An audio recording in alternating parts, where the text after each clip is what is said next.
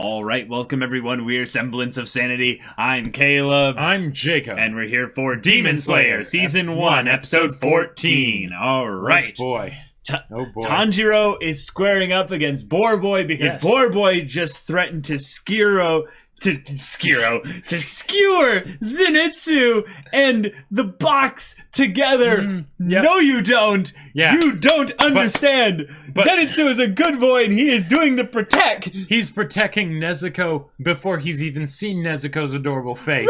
Right. He doesn't even understand how much the protect is necessary. Yeah. Other than the fact that the belief in his Nakama. Right. Tanjiro is a good boy. Yep. Good boy, for some reason, has Smelly Demon in box. Yeah. So how does good boy plus Smelly Demon in box, he says that Demon in box is more important than his own life. I protect Zenitsu. This is the best way for us to build like even more attachment and sympathy to him after we saw him being about us. I can't speak right now. Yeah. But I am excited for Boy to basically be kind of explained to that, like, hey, we get it. You're earnest and you're coming through. You know, like that's your personality. But we need a little bit of subtlety and kind of nuance to be introduced to you here. Yeah. Hopefully, Tanjiro doesn't actually have to fight him because he is still injured. Yeah. And in a lot of pain and really tired. And Boy looks pretty badass. Yeah, probably just mentally exhausted, but not physically. Given that mentally, nah, not at all. His mental capacities might not be extremely high, given that he is, kind of a cosplayer. I don't think he really gets tired, given how much of an attention hog he is. I like it. But, y'all, without further ado, let's get into this. All right, everyone, now be sure to go check out the reaction portion of the video in the description below, and then come back here for the discussion.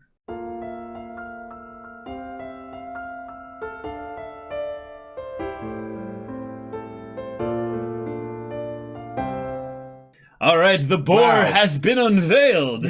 And we know his face, we know his name, we know his very short backstory, and we also know that he is the biggest baka of them all. Oh yes, definitely. Oh my god, definitely. Oh my god, yeah. This is quite the character. It really is. Yeah, I see. Totem of the Boar, barbarian. Yeah, both Zenitsu and.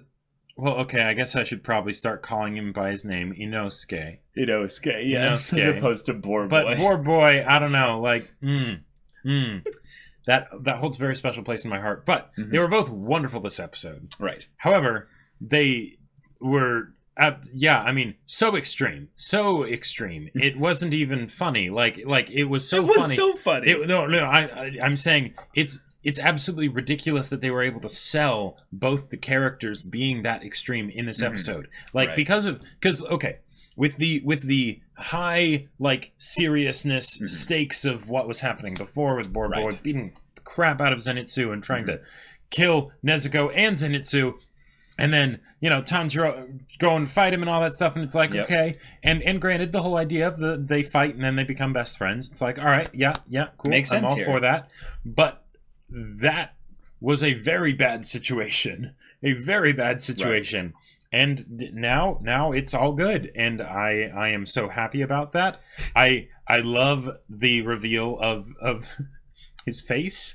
Like it very much makes me think like a little bit almost like Ryuko from Kill la Kill, like with just how his face looks, like a little bit of that. But okay. Oh boy. And of course he became a demon slayer just for fun. Because I would have expected nothing less. Some demon slayer came up to my mountain, and I just was like, I'm going to test our strength against you. Yeah. And then I took his sword, and he was all babbling about some final selection thing. I was like, oh, yeah, that's cool. Demons are real? Wow. And then here we are. One of the things that absolutely just... Okay, so Boy before this was great. Boy was wonderful. But Inosuke, one of the things that I loved that they did this episode was how easy it was to tell what Inosuke was thinking. Yes. Right? Inosuke has such a wonderful one-track mind that it's like Yeah. Okay, he's hitting his head on the trees. Yeah, because he's pissed that actually worked against him, right? But he's also trying to strengthen his head. Yep, exactly. For future encounters. Yes. And, he's pissed that Tanjiro won't fight him, and he wants to fight Tanjiro? Okay, he's going to start eating all his food in front of him and doing everything he can to provoke him. The one thing that actually really did succeed in provoking him, oh man, I can't remember what that was. What's that? Yeah. What was that? What's all the things that would provoke me if someone was eating my food right in front of me? Yeah, I would hate that. I would beat that person senseless. Okay, I'm going to do it. And like the smirk and like the confident smile on his face. And it's like, damn it, it's not working. Right. I also love that his simplicity is one that comes out in instances where, okay, this whole setup we have here is such that he, for some reason, like, knew that, there was a demon in there. Like, he was like, okay, well then that's got to be done. Okay. Right. So does that have like literally anything to do with his backstory, or is he just like, no, I just happen to be a demon slayer now, so I'm just gonna I don't know. Yeah, that is a good question. I just wonder if this is still a little bit of the front that he puts up, because it's not actually his full character yet. Zenitsu, though, went on a little bit of a journey this episode. He did. So he went from being really, I would say, just being a good boy, protecting, Nezuko in this situation. Yeah. But then once things, went to, the showdown between Inosuke and Tanjiro, he went back to his, usual self, cowering and hiding behind the kids, and yeah, and a little bit kind of panicky about the idea of being separated from. Shoichi. But once they got to the Wisteria family crest family house, like, he went back to his paranoia. Yep. But he specifically was like, if no one else is going to mention it, I have to. Why are you traveling with a demon? And he immediately jumps, of course, to his own silly, hilarious self of, you took away not only my marriage, but Shoichi, you also... And now you're traveling with the cute girl that you haven't been telling me about, and I who knows what you've been doing with this, exactly. This demon or what have you. Completely forgetting the fact that Tanjiro's like, she's my sister, blah, blah, blah. Well, he was about to say that. Oh, that's right. He didn't actually get to say it. That's right. Because Zenitsu interrupted him. But Zenitsu caring so much about Tanjiro, knowing that he's a good boy. Yep.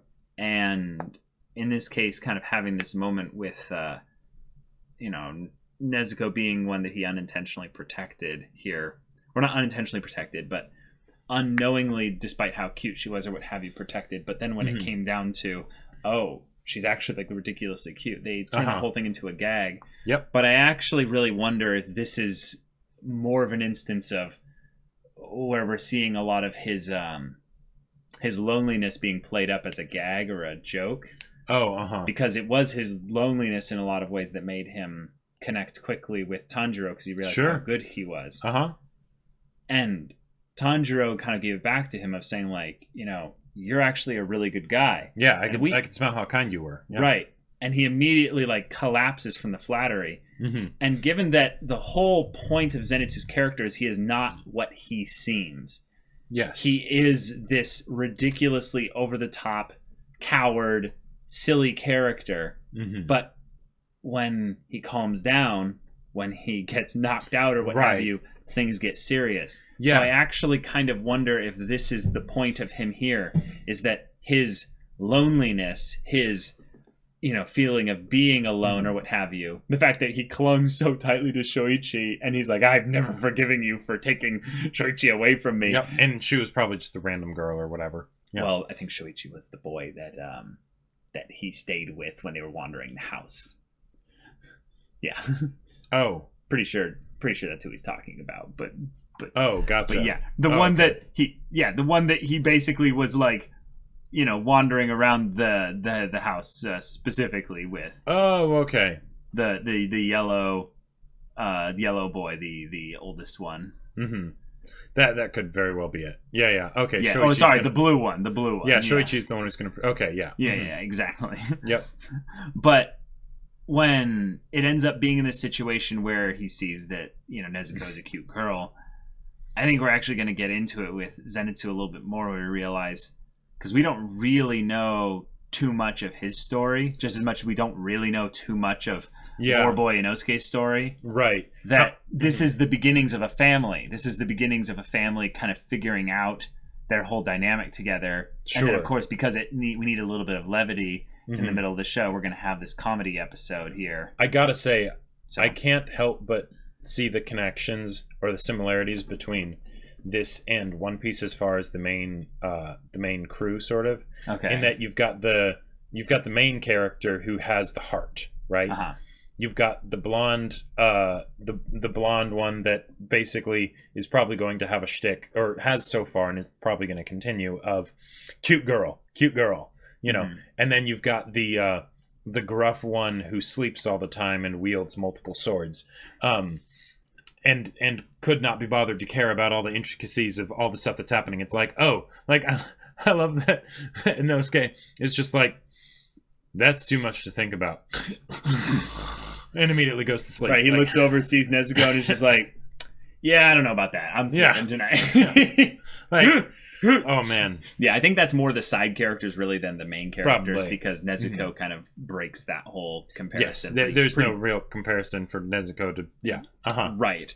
But now that they've seen Nezuko, they can move things along quite a bit faster. Yeah. And I want to see specifically the group of them then figuring out how to work as a unit of four, because I really see the D&D party thing coming along rather well here. Yep. Especially that they now have a tank who's going to draw aggro to literally everything that comes nearby. Yeah. Throw up his resistances or what have you, and then just be like, ah! And it'll be kind of nice to have Tanjiro also be the one that doesn't need to initiate first all the time with regards to combat. Sure. Oh, yeah.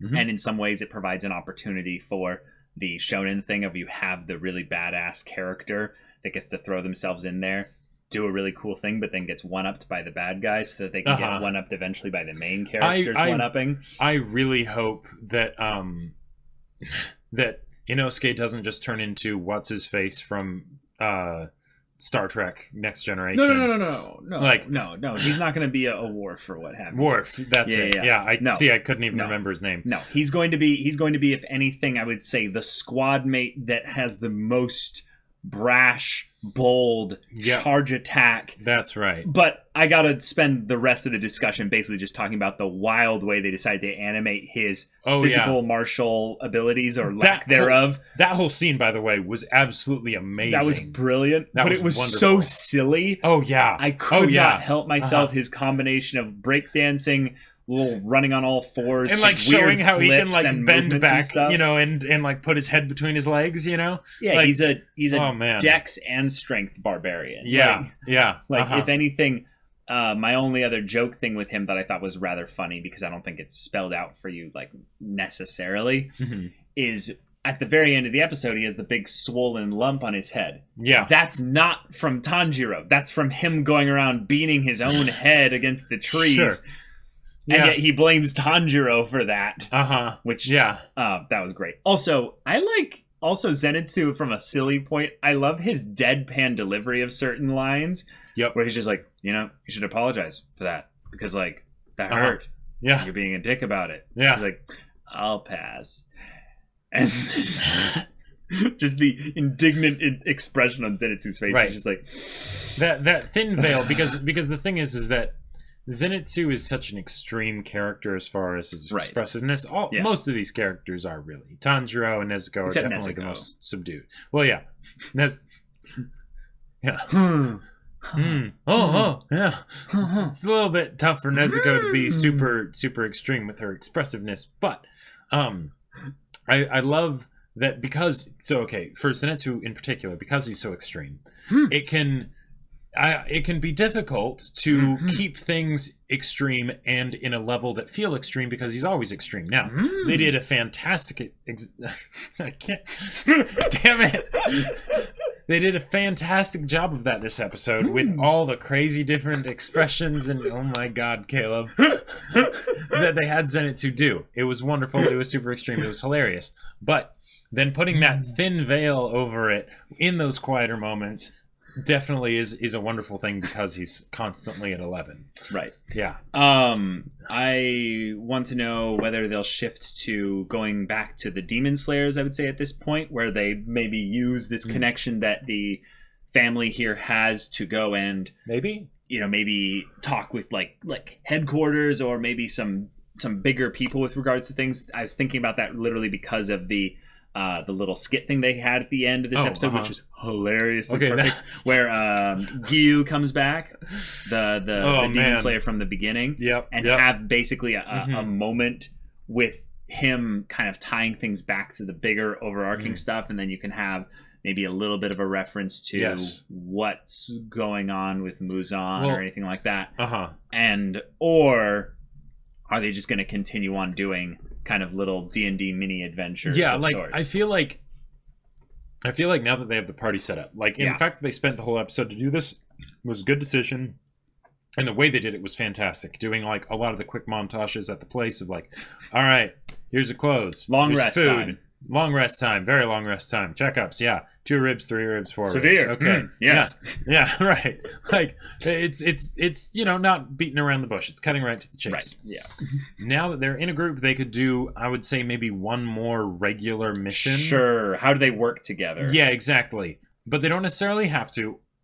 And if they don't do that, then they could just go straight to all right, serious time now. You know, what are we going to do next? Because there are 10 episodes left or something like that? I don't know. Yeah, but basically we're past the halfway point. So if they want to start moving into the, all right, now serious arc time, they could definitely do that. If they didn't want to, they could still spend a few episodes, on like the more mundane, like, okay, we have a mission in this place doing a thing, and that can sort of set the tone for their interactions, and then they can get they can get another missive from the Crow and then end up going along that way. But yeah, this was a compilation episode of probably some of the funnier moments in the show. Yeah. And just utilizing our new character dynamic to have them bounce off each other and have those types of Haikyuu dirt faces just constantly. Yes. I mentioned Haikyuu dirt faces a lot, but now I'm going to just start calling them Demon Slayer dirt faces because these are really some premium dirt faces. Oh, and yeah. I love seeing them when timed really well. I loved how they showed towards the beginning when Inosuke's face got revealed, which for a while I thought they just weren't going to reveal Inosuke's face and they were going to be like, whoa, that's what your face looks like, and then you put back on the boar skin never head to part, see it again. Never to see, exactly, and just be a sort of a Master Chief situation. But, right. But when Inosuke started getting like the vein popping out, but then it started happening like everywhere. All over, and because a lot of times, because it's an anime thing, and I'll see it like where it's like, okay, they get one or they get a few, but usually it'll be like all in like a cluster or something. But in this, they spent time to show each one popping up in a different spot on his face. Yep. It's just like, all right, it's just going the extra mile, going the distance, really, because 1 or 2 you could, but why do that when you could do 5 or 6? Yeah. So we've got ourselves the party. Yep. Moving forward, and we're going to get a long rest and roll some hit dice. So y'all, if you want to see the next episode's reaction and discussion right now, go check out the link in the description below for our Patreon. You can get on early access there. You can watch full-length timer reactions there, and all this comes with Discord access, so you can chat with us and the community there about this show, about anime in general. You can also talk with Jacob about the sci-fi novel that he wrote. Yep. So I wrote a sci-fi novel called Battle Lines, and it's really cool. And if you want to check it out, it's on Amazon. Link in the description down below. It's in both hardback and ebook, but only ebook for international orders because shipping and whatnot. But check it out. Yeah, so if any of that interests you, we'll see you there. But until then, we're Semblance of Sanity. I'm Caleb. I'm Jacob. And we'll see you all next time.